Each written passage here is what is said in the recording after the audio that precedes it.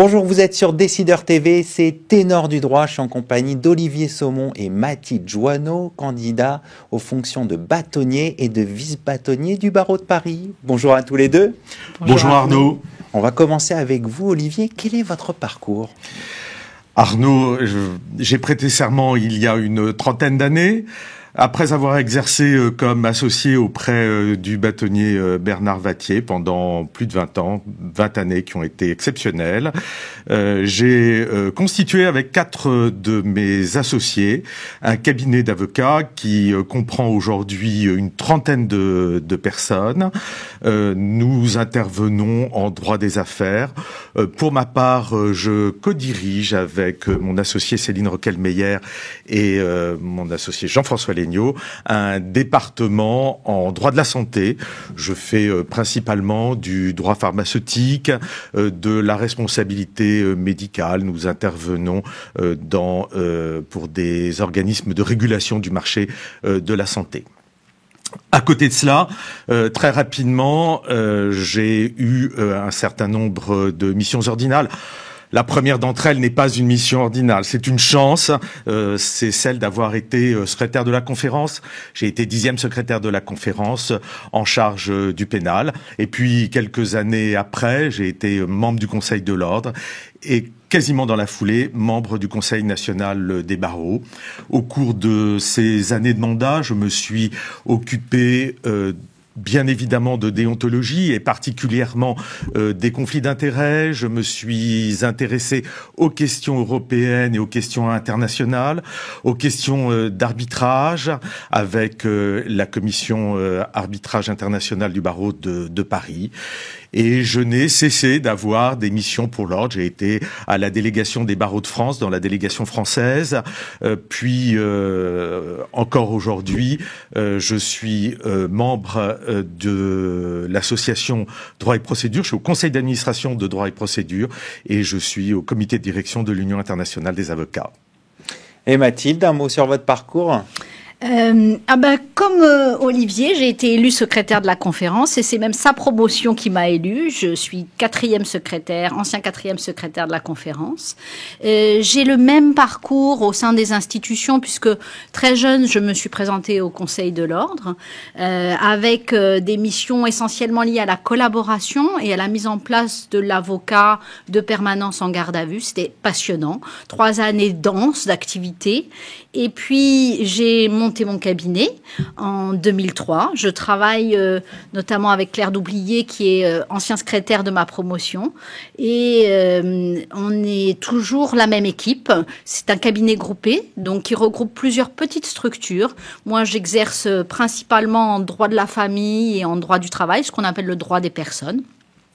Bon an, mal an, j'ai continué cette activité et je me suis présentée également au Conseil national des barreaux sur la liste Femmes et Droits, 3 élus, avec pour mission de faire avancer la parité au sein des institutions, pari gagné, puisque aujourd'hui ces institutions comme le Conseil de l'Ordre, le Conseil national des barreaux sont paritaires, autant d'hommes que de femmes qui composent ces institutions.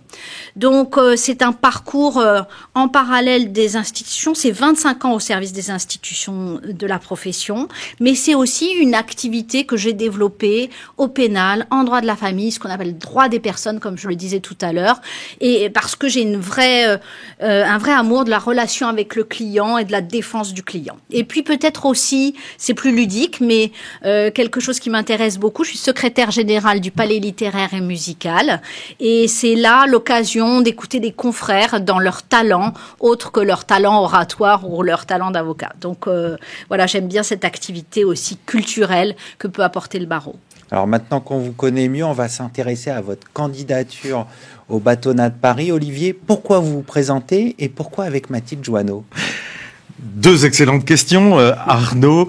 Voilà bientôt 1 an que nous sommes en campagne et nous avons constaté que l'image de l'ordre aujourd'hui est ressentie comme dévoyée, comme On nous a parlé d'un entre-soi, on nous a parlé l'ordre ne fait rien, l'ordre est inutile, l'ordre est loin de moi. Alors cette image, peut-être parce que nous connaissons l'ordre de l'intérieur, cette image n'est pas juste, mais en tout cas, elle est terrible. Elle est terrible parce que ce sentiment que nos confrères ont témoigne de ce que l'ordre aujourd'hui, eh bien, est ressenti comme un organisme pesant.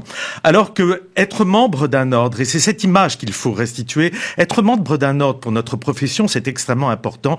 J'ai l'habitude de dire que c'est même un avantage concurrentiel. Pourquoi ? C'est un avantage concurrentiel car nous sommes nombreux à faire du droit, mais nous, les avocats, en étant membres de cet ordre, eh bien, nous témoignons à nos confrères, à nos clients, que nous avons une déontologie, que nous avons bien évidemment les diplômes requis qui nous ont permis de nous inscrire à cet ordre, que nous sommes aussi couverts par une assurance, c'est-à-dire en définitive toute l'autorégulation de la profession. Et nous pensons qu'il convient de changer cette image pour que cette image soit à sa juste place, c'est-à-dire un organisme indispensable à chacun d'entre nous, quelle que soit notre structure d'exercice, quels que soient nos besoins, quelles que soient nos envies dans cette profession. Donc, eh bien, on a diagnostiqué, on constate une perte de confiance, et cette perte de confiance que l'on veut restituer autour d'un programme que nous avons appelé Agir, en proposant des solutions concrètes à nos confrères. Peut-être une précision à la question pourquoi tous les deux. D'abord, on se connaît depuis longtemps, ça fait 25 ans qu'on se connaît.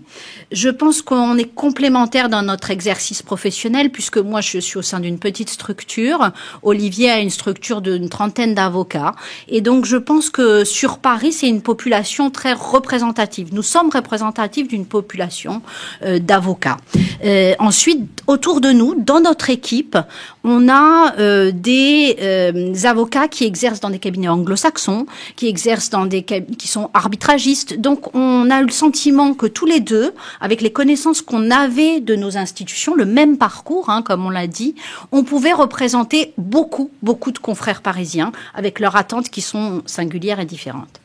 Alors, si vous m'autorisez, allez-y, Olivier. Un mot, je ne vais pas paraphraser Montaigne, mais vous savez que Montaigne disait parce que c'était lui, parce que c'était moi, parce que c'était elle, parce que c'était moi. Mais il y a cela, il y a quelque chose de cette amitié éprouvée depuis 25 ans. Nous ne sommes pas un binôme de circonstances. Nous sommes une amitié entre vous de longues années. Qui s'est choisi, et j'admire chez Mathilde l'engagement qu'elle a eu pour notre profession. Alors on va venir maintenant, Olivier, si vous le voulez bien, à vos propositions. Vous avez évoqué votre programme. Quelles sont vos principales propositions ? Alors choisissons-en quelques-unes dans ce programme. La première d'entre elles, c'est autour de l'arrivée de nos confrères et de nos consoeurs dans la profession. Vous savez qu'actuellement, un ancien membre du Conseil de l'Ordre reçoit nos consoeurs et nos confrères pour valider les conditions d'exercice. Nous pensons que nous pouvons faire mieux, et nous souhaitons que cet ancien membre du Conseil de l'Ordre, en fait, soit une marraine ou un parrain pendant 3 ans auprès de nos confrères, les suive, instaure un dialogue qui soit la première porte d'entrée à l'ordre. Une sorte de tutorat ? Exactement. C'est cela, une sorte de tutorat. La deuxième mesure à laquelle nous tenons beaucoup, nous instaurons très rapidement, dans les premiers mois de notre bâtonnat, si nous avions la chance de représenter nos confrères, un comité consultatif des jeunes, parce que nous pensons que justement pour restaurer ce lien, eh bien, il faut que dès les premières années, nos confrères, nos consoeurs aient la parole à l'ordre, au Conseil de l'Ordre et ils pourront donc intervenir ainsi auprès du Conseil et donner un avis qui sera un avis consultatif. Troisième et dernière proposition, le temps entre le moment où vous terminez votre stage et le temps où vous prêtez serment est actuellement très long. Nous avons une mesure qui permettra un exercice rapide et qui évitera au cabinet d'avocats d'avoir à signer des contrats à durée indéterminée, ce qui est une charge lourde pour nos confrères. Mais je le dis immédiatement, nous conserverons le symbolisme de la prestation de serment devant la première chambre. C'est important, je crois.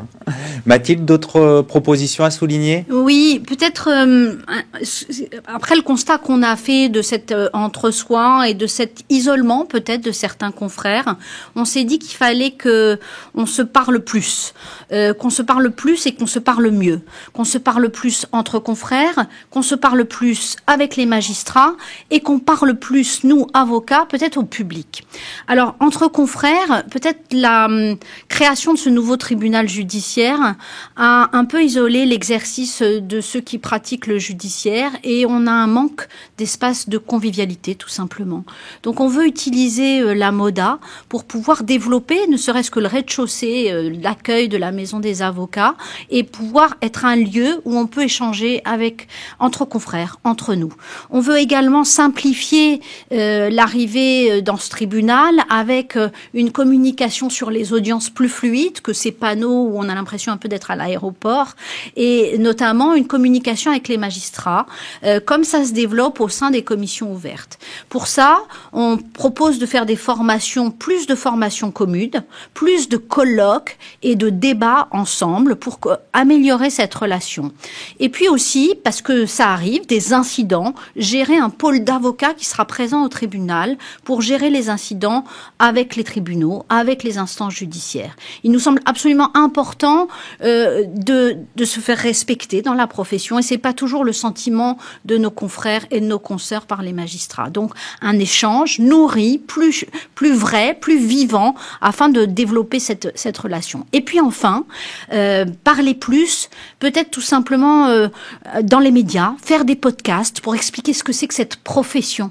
Que cette profession, quand on y va, on l'adopte et on la vit pleinement, comme on l'a fait nous, Olivier et moi, pendant maintenant de longues années et qu'on continue à faire. On n'a pas envie, comme c'est le cas actuellement, que les jeunes quittent cette profession. Donc prendre la parole dans les médias, expliquer qu'on est une profession qui n'existe pas dans les dictatures et qu'on est des garants de la liberté. Et ça, c'est très très important pour nous. Et je crois que c'est une des raisons pour lesquelles on y va ensemble, c'est qu'on croit vraiment aux vertus de cette profession, aux vertus démocratiques de l'avocat.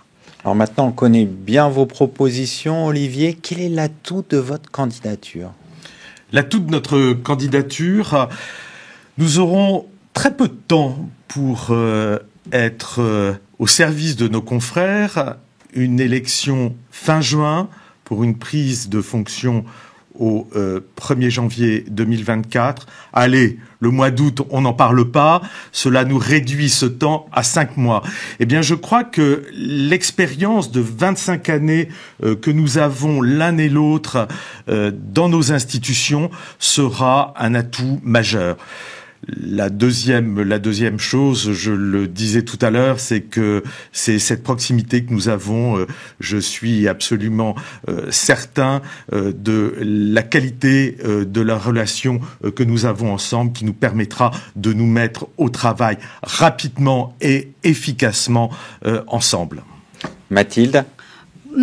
Pour moi, je vois avec Olivier la possibilité d'une écoute en effet particulière, mais aussi de sentiments et de valeurs profondes d'égalité et de lutte contre les discriminations. C'est-à-dire que contre les discriminations, je crois qu'on s'est trouvé et qu'on a toujours eu cet engagement-là pour être de plus en plus intrusif et de permettre à tous de participer à cette profession et de croître dans cette profession. Mathilde a raison sur ce point et cette création encore récente du bâtonnier et du vice-bâtonnier, nous souhaiterions la faire avancer dans le cadre, en définitive, et au-delà des textes d'un co-bâtonnat. On va conclure là-dessus. Merci à tous les deux d'être venus sur notre plateau. Merci Arnaud. Merci Arnaud. Merci à toutes et à tous pour votre fidélité. Je vous retrouve très bientôt pour un nouveau numéro de Ténor du droit sur Décideur TV.